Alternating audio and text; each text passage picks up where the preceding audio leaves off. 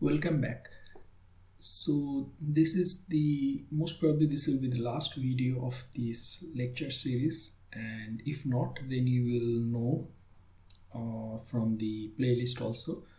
But that is what my planning. This will be the last video, and this is the so we will be continuing the chapter called patent and intellectual property. So last week we made one video on that, and this will be the second video of that. So what I want to say is this will be the last video of the lecture series, and we will start something new from next week. So how do we prepare an invention disclosure? So last week we discussed patent and provisional patent and all this thing, and some advice for independent inventors and all these things. So now we'll move into some sort of a technical thing, like for example you come up with some ideas and you work with those ideas and you thought like this will be patentable. So how we proceed, and of course a lot of details here is in context to US, but I think overall general things are true for every country, and of course for each country the patent law can be a little bit different. So for that one is need to see through those rules, but in generally those are not, patent laws are not drastically different actually. So the way we learn about the how to disclose or how to prepare for patenting and all these things, so we'll learn this in 7 steps, or the learning can be divided into 7 steps. The first step will be formulate a strategy and plan. Second step will be study priori invention. The priori invention is priori patents, the patents that are already published, or it can be journal also, it can be trade magazine, information from trade magazine also, etc, etc. Outline claims. Claims are very important, as I said many time ago also, in previous video that I made for the channel. The patent is basically a techno-legal document, so it's not like a journal paper, where journal paper can be thought of as a technical document for that particular field, but its patent is techno-legal document. That means you want to use a lot of jargons for the legality, and for that it's always important to hire some patent attorney on all this thing. So but anyway, so the claim is basically about what you are claiming to be your invention, and their legality becomes more important. So we'll discuss more into that, more about that in upcoming slides. The fourth step will be write the description of the invention. Fifth step will be refine claims, and sixth step would be pursue application. That means what are the steps for applying for the patent, and the seventh step will be reflect on the result and the process. In fact, the seventh step is basically an advice which is not supposed to be done like at the end, but rather it's a overall advice that what are the things that you should ask yourself and all this thing. And in fact you can rest of the previous 6 steps you can follow sequentially. So let's start. Okay, so first step is formulate a strategy and plan. So okay, so you understand that, okay, so I have done this research, and I think that maybe this a certain idea from here on can be extracted out and can be we can apply for patent and all this thing. So before and so that is good, but you also have to understand now what are the various scenarios, like, and that is the step 1 of the patenting, which is formulate a strategy and plan. So first thing that you should ask about is what is timing of the patent application. as a general knowledge, you should know that the patent must be filed before any public disclosure. That means you cannot publish, and in case of US there is like 1 year gap. That means you publish something, that same research work or the similar kind of research work, and from which you are doing extracting out the patent, so you can publish, and within 1 year you have to submit. And in case of India, I don't really know, most probably it can be same, or it can be like before even publishing any work, in journal, you have to submit and all these things. So I'm not really sure, so we have to be careful here. And the question is, what is public disclosure? That means before public disclosure you should apply, and or in case of US it is 1 year gap. That means within 1 year of public disclosure. Public disclosure is, it can be publication of a paper in some journal, it can be presenting the work in a conference, where it doesn't have to be a journal paper from the conference proceeding, it can be just like an abstract in the proceeding, but you are actually presenting that research into the large section of the the people in your field. So that's also public disclosure. So all these are considered public disclosure. And in case of a startup and all these things, they all go some types of trade fair and all these things. They have their stall, and they can market their idea and all these things. So that also is some sort of public disclosure. So all are considered public disclosure. Now so there is something called provisional patent. A provisional patent application may be filed at relatively little expense to preserve these rights. Now I think in case of India, I am not really sure if there is a category of provisional patent. In fact, for USA, these are actually relevant for USA. But in fact, for USA, before 1995, there is nothing called provisional patent. So provisional patent is basically, you don't have to work too much. You can just we'll discuss more about that, but just for the time being, it's actually that you have the idea and you make some document, and without going into the claims and very detailed figure and all this thing, you can actually apply for it, and then the idea will be yours for 1 year, and then you have to apply again with more detail and all these things. So that's what the provisional patent. So we'll go into more detail about that. The point is, the provisional patent, this action ensures that the option to file an international patent is preserved for 1 year. We'll also understand what is international patent. So these are some sort of good information that you need to know about what should be the timing of the patent application. Of course, in case of academia, most probably there is no too much of competition, I would say, or maybe there is competition, but in case of a startup or companies, they know that this idea that they are working, there are similar companies and they are also approaching to that direction. So there is a good amount of competition there. But in case of academia, because the works are more on proof of principle and etc., so the solutions are more unique, and how to put it, these are proof of concept. Most of the researches are proof of concept research. That means more fundamental level, even if in the engineering field. So I would say in academia there is not that much competition that of filing for patent, and they may not be interested in filing for provisional patent. Rather, it is most probably a regular patent. So anyway, second thing is, you have to understand what it will be the type of application, a regular patent application or a provisional patent. And of course, along with that, you have to understand what will be the type of the patent, whether it will be domestic patent, that means whether it will be applied for India or USA, if you are an US citizen, or whatever country you are, whether you want to preserve that right within your country or you want to apply for the other country also. Generally, a lot of people the idea here is actually that as you know that the patent, if you have to apply for a patent for certain within US, then you have to specifically do the thing separately.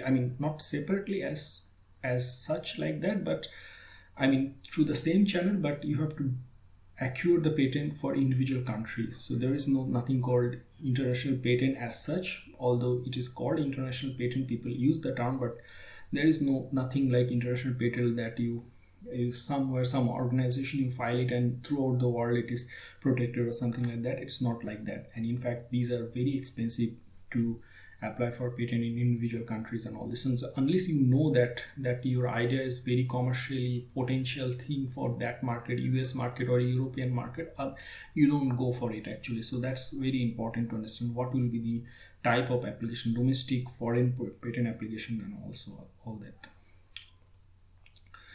Provisional patent application need only to fully describe the invention, doesn't need to contain claims. That means those are technical part, legal part, that doesn't need to be added into the provisional application, or the provisional application doesn't have to comply with formal structure and language of a regular patent application. It preserves all options to pursue further patent filing for a period of 1 year. Process of examining a patent application doesn't begin until a regular patent application is filed. That means patent office will not assign any examiner and all these things. So just take a note that okay, someone from this university or someone from this company had filed this thing, and so that will be in public knowledge that, so that's the thing. Regular patent application that follows cannot contain features that were not described in the provisional application. So this is important, because this will be very important, because you should not be hurrying yourself too much, because the description that you have given in the provisional application, depending on that, after 1 year when you file the regular application, that patent had to be along with that. You can't say too much different things. In case of a journal, you when it goes through review, you can say a lot of idea, new thing. There is no problem in that, unless you change too much. That will be problem for the reviewer. But in case of patent, you can't actually. So that is to be noted here. Maybe for academia it's not that important, but for companies who are developing products or ideas in a competitive environment, this will be important. Now, so about type of application, there are more important thing to discuss here. So in case of filing patent internationally, so it can be very expensive, and the process is somewhat complex. So in that case, it's better to hire some patent professionals, or that means patent attorney, and in fact some foreign application can be expensive as like 15,000 US dollar per country. That's what the information given in the book. I would say that this must be reliable, and that's a lot of money. But anyway, the expense of filing a foreign patent can be delayed generally by 30 months by filing PCT, Patent Corporation Treaty application. So this is important. So we discussed this thing in our but long ago we made some video on it. So this is true for Indian context also. In fact, it's true for most of the country in the world. So there is something called Patent Corporation Treaty, which is the usual way where wherever you are in the world, within your country, within your patent office in your country, you can file this PCT, that means Patent Corporation Treaty, and through that you open a channel for applying for international patent. Not international, but what I mean is that you have the option of filing for example, you are an inventor in India, so you file for PCT. So that means you have the option for future to apply, use the same patent and make it a US patent or European patent, of course you will have an Indian version of it. So that's the point. Yeah, so a PCT application is filed in one country but is designated as a PCT application, which is the beginning of a process by which foreign patents can be pursued. That's what the meaning of foreign patent. As I said, that there is no patent like you some apply it and then throughout the world it will be valid. No, that's not how it should be done. So anyway, a PCT application costs only slightly more than a regular patent application in filing fees, but it allows for a substantial delay before application fees must be paid in countries in which foreign patents are sought out. So this is important. So the typical strategy for you would be, file a provisional patent application before any public disclosure. Within 1 year, you file a PCT application for that provisional patent, and that will allow a delay of 2 to 3 years. During this period that you can actually work on it, the idea and the true commercial potential of the idea, and then you can decide that whether you will the money that is needed to be invested for, let's say, securing a US patent or a European patent, whether it is worthwhile or not, like spending like maybe 10,000 euro or 10,000 15,000 USD with as an Indian will be, or if not, of course you are not spending it, but your institute or your company, Indian company, will be basically spending it.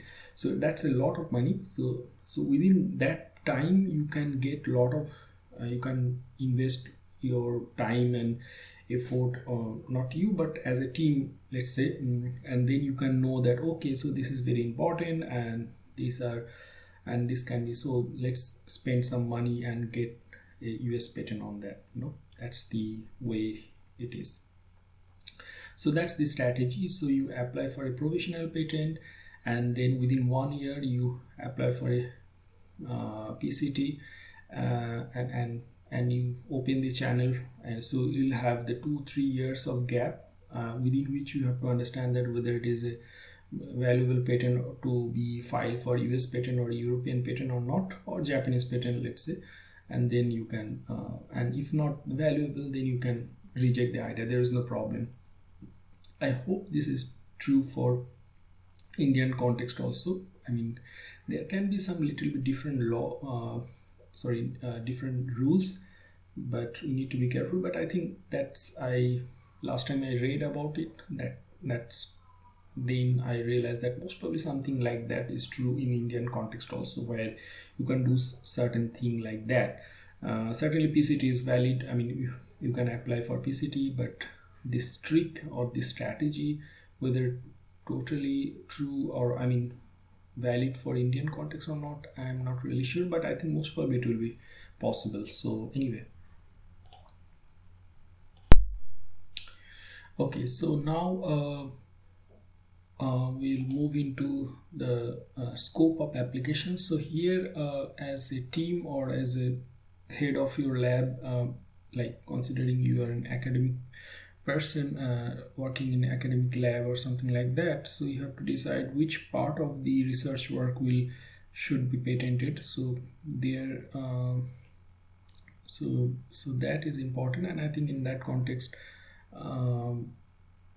reading the priori art is important. But more importantly, sometimes if it is a complex invention, then it can be like you can decide that okay, so this can be 2 patent or something like that. Generally in academia that's not the right doesn't happen that much, but most probably in bigger company that's might be true.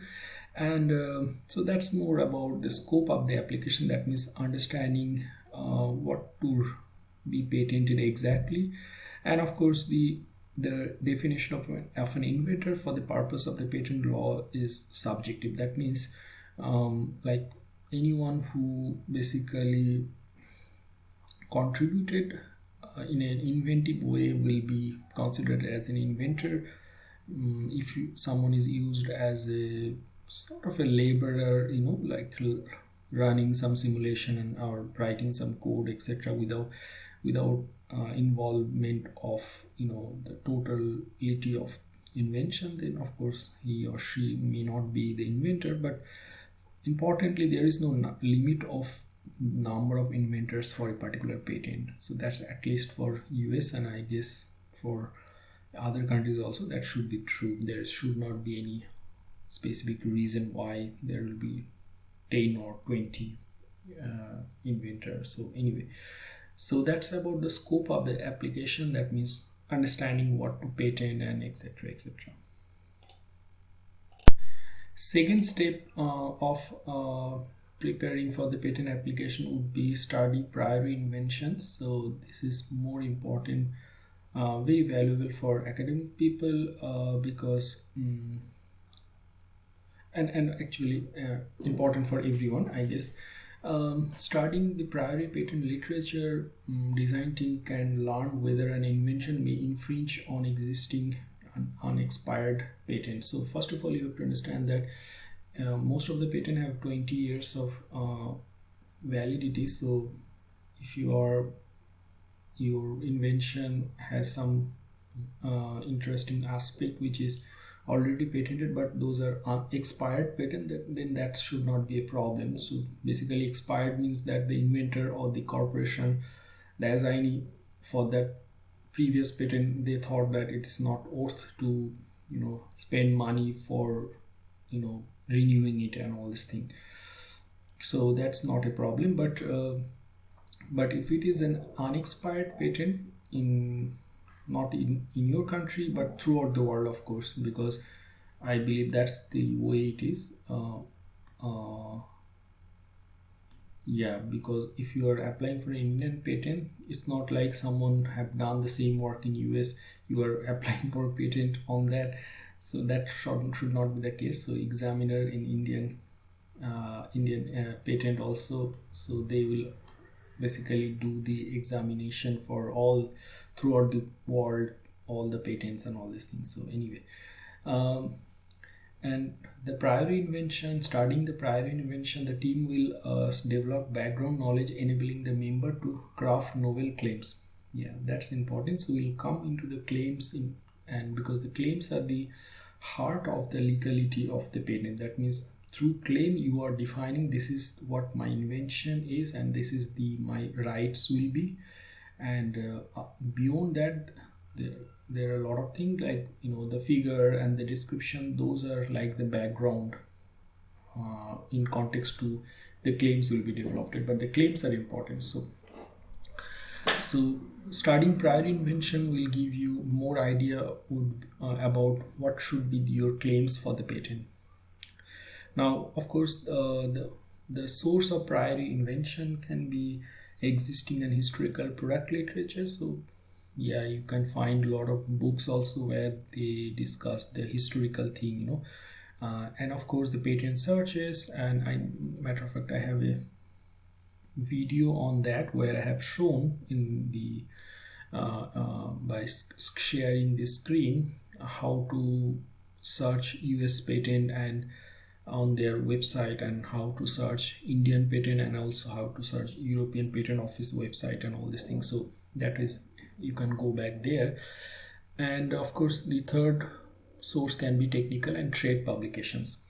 So that's the sources. And here in the figure you can see this is a typical US patent, and that's how you can see that the referenced all the 19 patents that are referenced for that particular patent. And also you'll see in the other publication section there is a book that has been referenced. So books are also can be referenced, and in fact journal papers also can be referenced. And the title of the patent is Recycling Corrugated Beverage Container and Holder. And that's the patent example that the chapter is using. So basically it's a invention which you might have seen in the Starbucks coffee cups, where it's basically holder which makes you take the hot coffee and you don't feel the hotness in your hand. So that's the thing.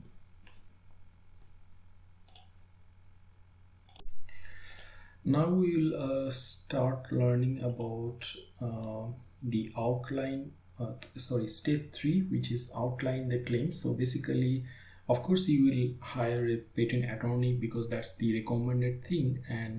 But before approaching a patent attorney, since this is your invention, so you will be drafting some claim at least to start with, and then forget about legality of how to write it and all these things. So you can just have a draft and then you can work on it with the patent attorney. But important is you should invest a lot of time into that, and because without exercise, because there is a limitation on the patent attorney side also, because they will have certain services to give you, but without your preparation, your vision of what will be the patent and what actually is your invention, they can't really help you. So that's my point. Issuance of a patent gives the owner a legal right to exclude other from infringing on the invention specifically described in patent's claim. So this is the defensive, defensive right, defensive right. That means by patenting it, you are actually making sure that the next person in future there will be no one to claim that this is this is similar kind of invention. They can't claim it actually. In fact, that's not the truth. I mean, we'll discuss that in more detail. I mean, that's not the rock solid truth. That's what my point is. About creating a draft of claims. So the team or the inventor or inventors here should benefit from thinking carefully about what it believes is unique about the invention. And of course, as I said, don't worry about the legal precision at this point. Instead, make a list of features and characteristics of the invention that the team believes are unique and valuable. Now we'll move into step 4, which is write the description of the invention. So this is the first part of the patent, and actually depending on the country, the patent document can be different, but I think for US it starts with some abstract and description and all this thing, and then of course figure, and then in the end there are a lot of claims. So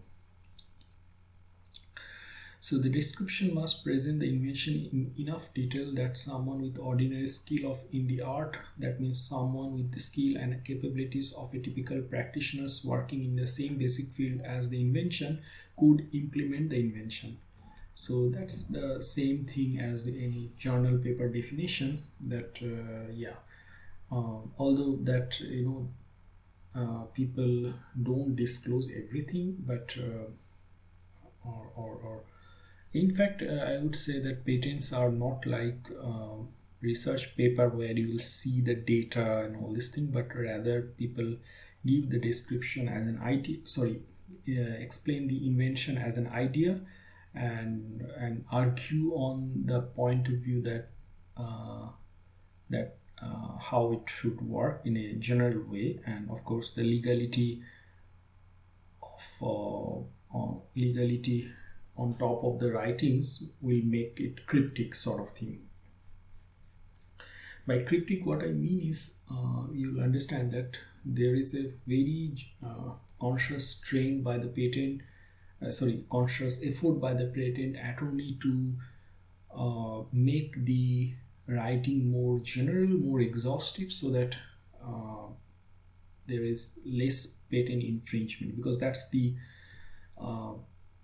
reason. If the patent can be easily infringed, then there is no point of doing applying for patent. So anyway, so we'll discuss more about it in later slides. So description should also be a marketing document promoting the value of the invention and the weaknesses in existing solutions. The description as essentially a technical report on the invention. Typical description include the following element. So title, then list of inventors, field of the invention, background of the invention, summary of the invention, brief description of the drawing, detailed description of the drawings. Detailed description of the invention. In generally, figures are described in a brief way and then of course in detailed way. I think they are talking about the detailed description of the figure, because the easy way to understand pattern is to just to directly go into the figures, because they know you will get a good understanding of it, at least for the US patents.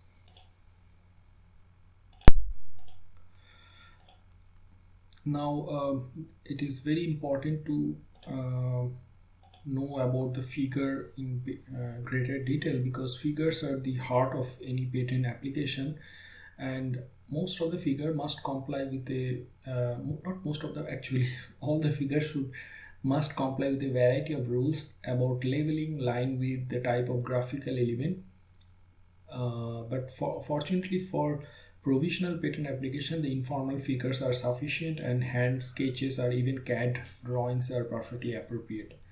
But at some point after filing regular patent application, the patent office will request formal figure, at which time a professional drafter may be hired to prepare formal version of the necessary figures. In fact, I'm not really sure about the patent attorney can do that, but I think you can hire people, and most of the patents you will see that can contain very complex drawings, and for that maybe we are not really good to draw those things. I mean, we can show in sketches a rough way, but sometimes it is needed to hire some professional. Yeah.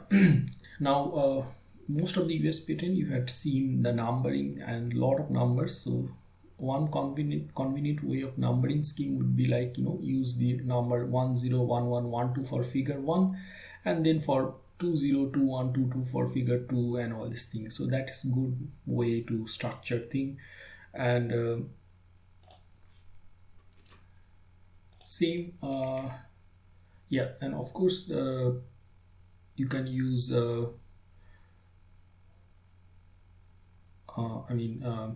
so the way people describe one figure after one other figure. So they start with the bigger figure of like the more bigger instrument in less detail, but in totally they draw it, and then gradually in the figure 2 they will draw the basic subsystems and all this thing, and then they connect those things. So in that case you can actually use the number in the figure 1 and use those, let's say 10 or 11 in the figure 2 also. So in that way you can communicate, and that will make the reader make the life of the reader more easy. So that's the way to go forward in the figure.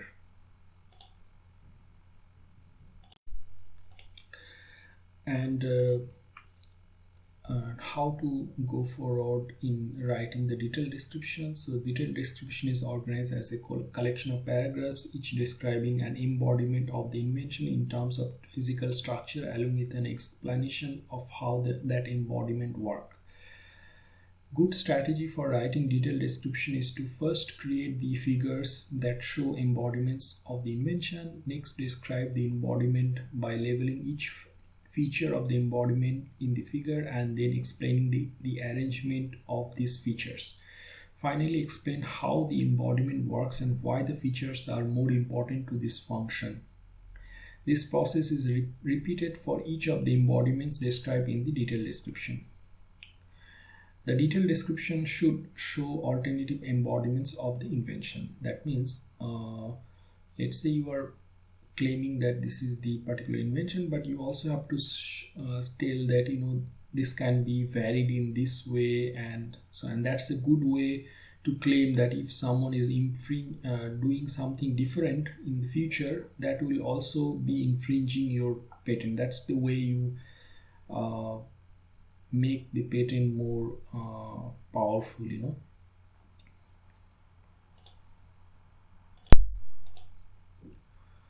And then we have to understand about what is defensive disclosure. So the granted patent contain defensive rights for the inventor. So by defensive, what it means is basically you don't have to worry about whether someone is encroaching your right or something like that. So basically Okay, so I will explain it. The inventor benefit from disclosing essentially every invention they consider that relates to the claimed invention, no matter how wide the ranging. So we discussed that thing a little bit ago also. So you just want to exhaust all the possibilities of, this may be a varied version of your invention, etc., etc.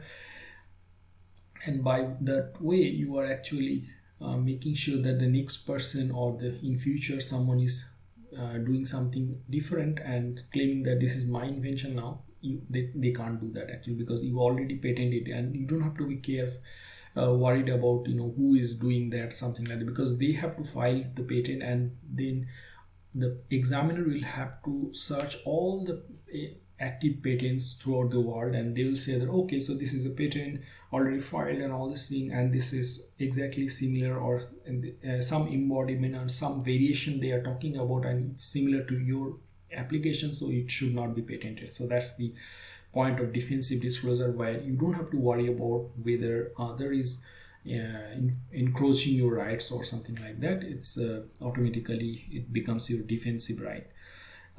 May be done in detailed description. Yeah, so this can be done in detailed description, and I think it's best to work on the claims, because claims are the heart of the legality of things. So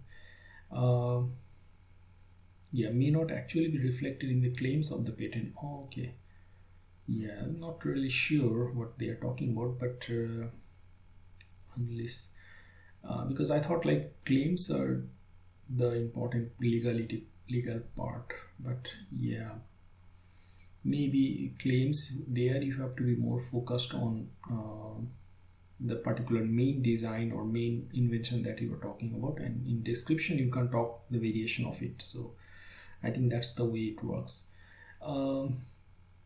Becomes part of the priori art and therefore prevents other from patenting them. That's what I was saying. Yeah.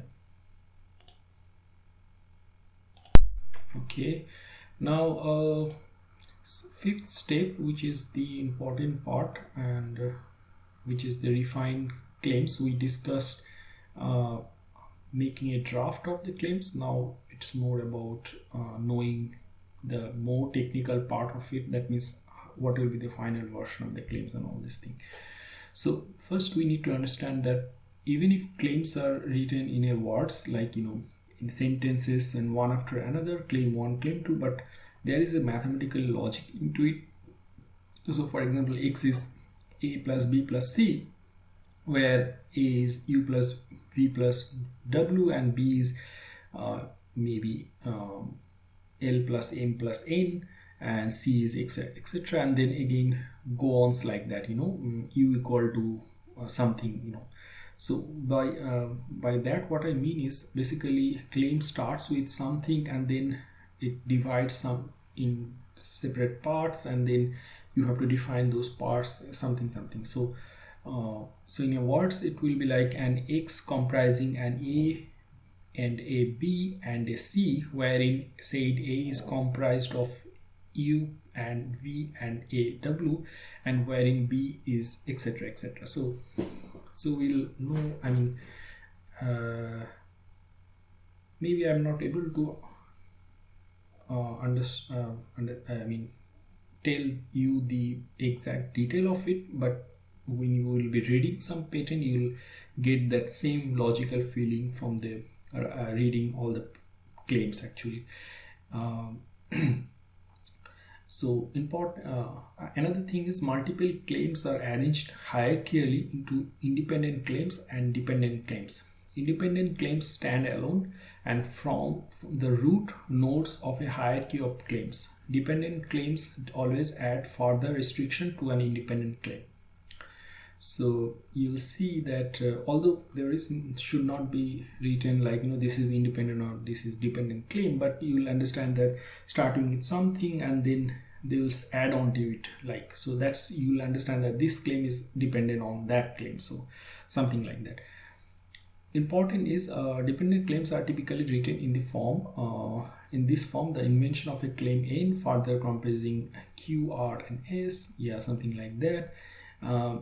Important is examiner may reject an independent claim and then what will happen, that all the dependent claim depending on that independent claim will somewhat become independent. So, and that's the usual process. That's the main task of the examiner, to make sure that what you are claiming, because they will say that, okay, so this is not really very novel or non-obvious, so you can't claim that. So that's the way, that's the main part of the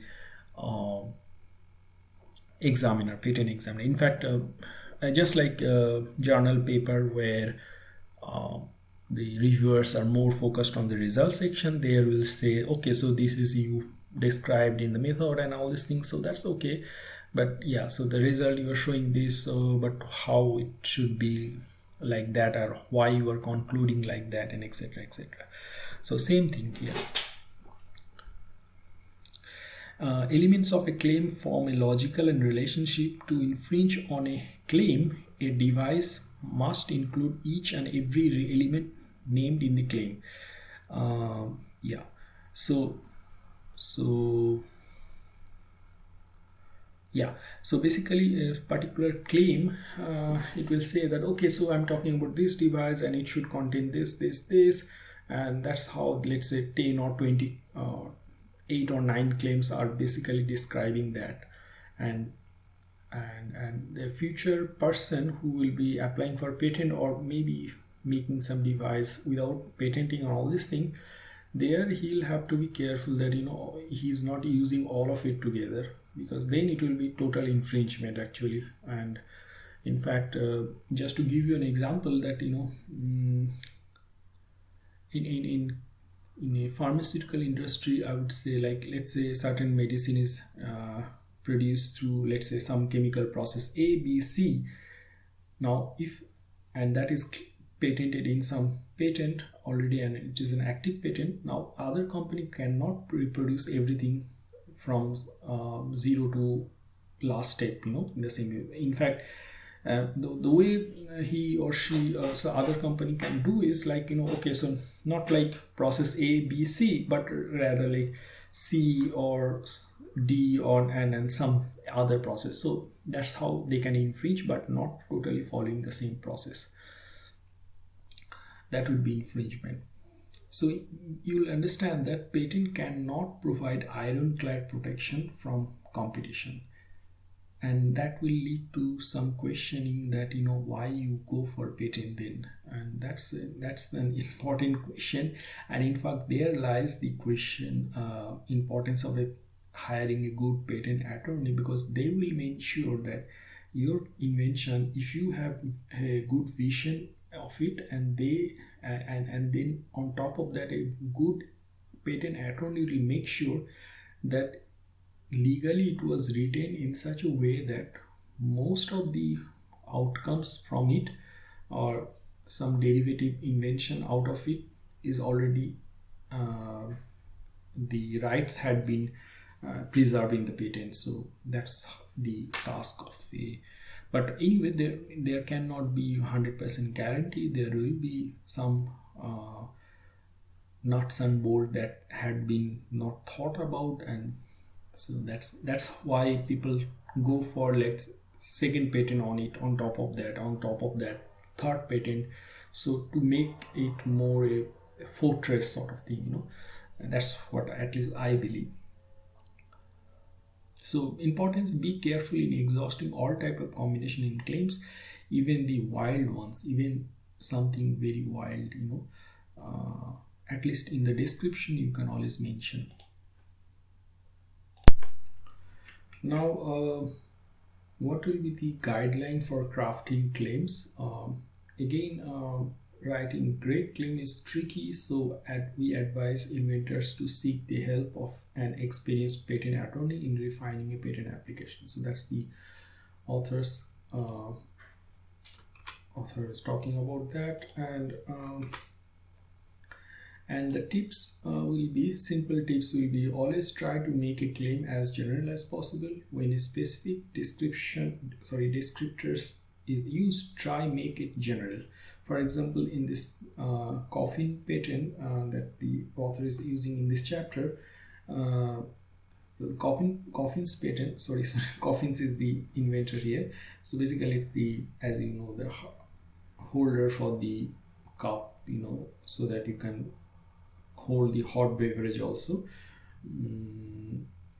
Speaks of a tubular member and not a tube. So by using a term like tubular member, they are making it more general gesture that if someone is, and of course in the end it will be up to the wisdom of the examiner to decide whether someone next application they are doing something similar or not. But by using a general term, you are actually making sure your rights are more general or more wide.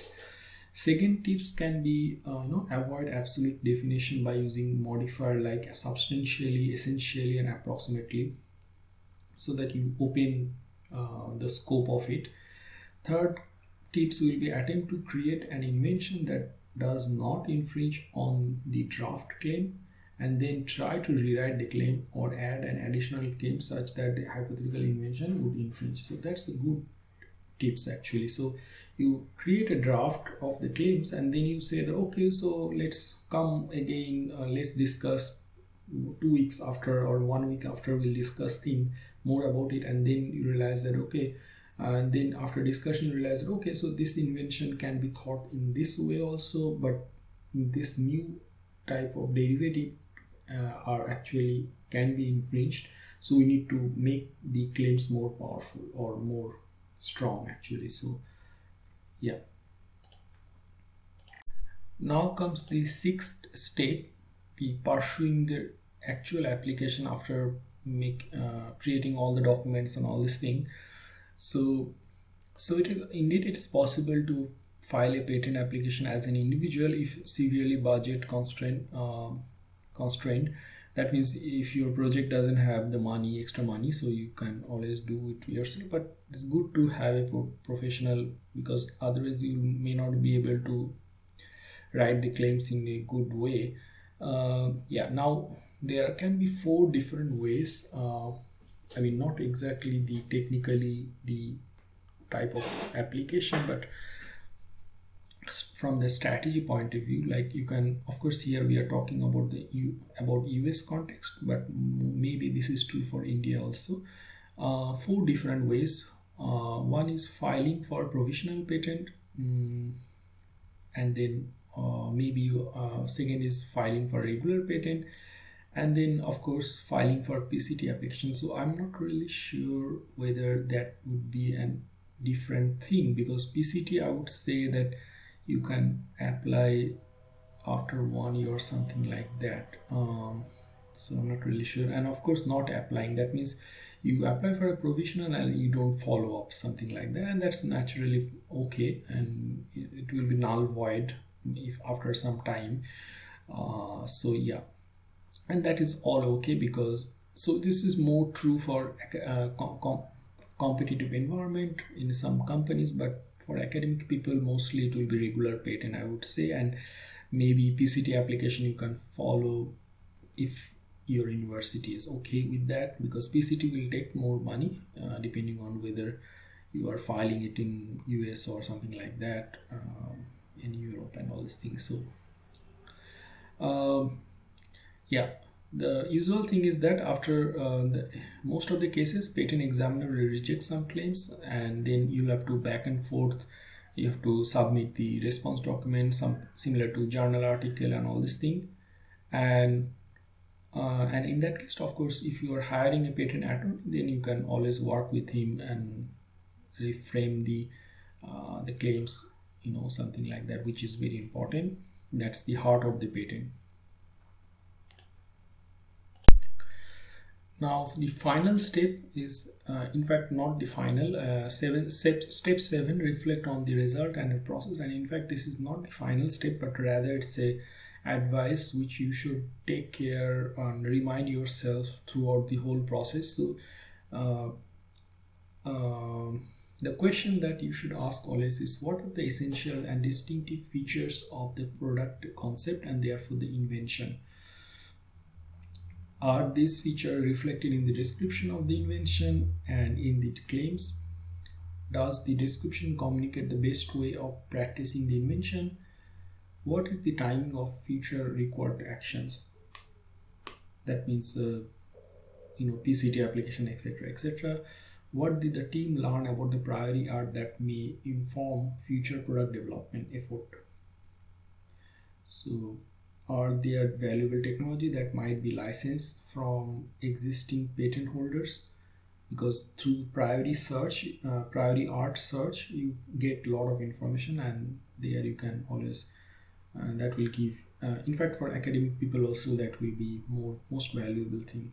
That what will be the next thing to go for. You realize that okay, so this can also be done, and then you realize that okay, those direction already people had explored it, so we will not go into that direction. We'll go in this direction and explore and see what if there is something interesting or not that. So very important.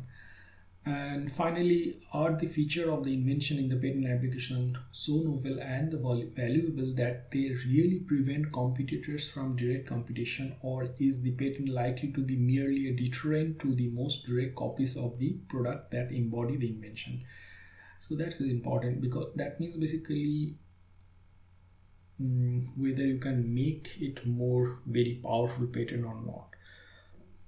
And it can be true, because depending on the type of invention, it can be like, it cannot be, if it is some varied version of something, then it may not be easy. But if it is a very unique thing, then certainly you can make a good patent out of it. Yeah.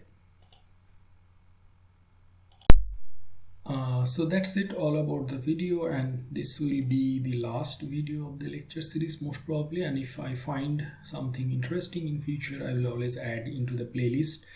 But just, and of course, as usual, this is the book from where I'm making the video and creating the lectures, and of course this is the link, and you can find the link in the description also. Before I ending this video, I would also like to add that for us academic people, you might think that why we would go for patent, and in fact that's a good question. And some people would think that patent is a better value than a journal paper. Of course that's true. And also some might find that okay, so this can be licensed in future, and which actually may not be true.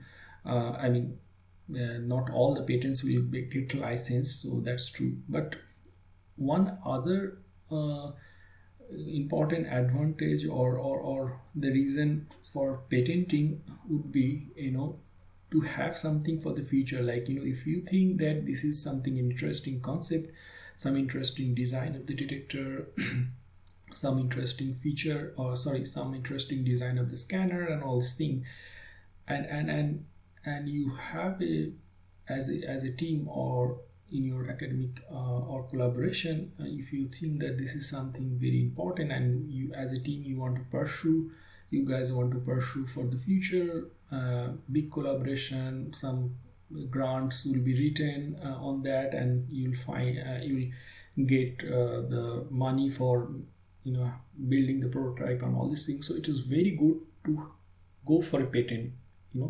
because there can be future commercial value of your research, not like a 2-3 years, but maybe 10-15 years. And if you patent it in a very general way, then it is good for that future commercialization, because then people can't reproduce it or infringe it actually. In fact, of course, in academia also, I would say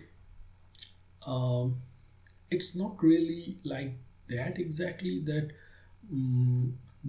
something you are patenting and nobody really understood that or nobody thought about that. In generally, the ideas are more common among people, like oh yeah, you can do that also, yeah, that's natural thing.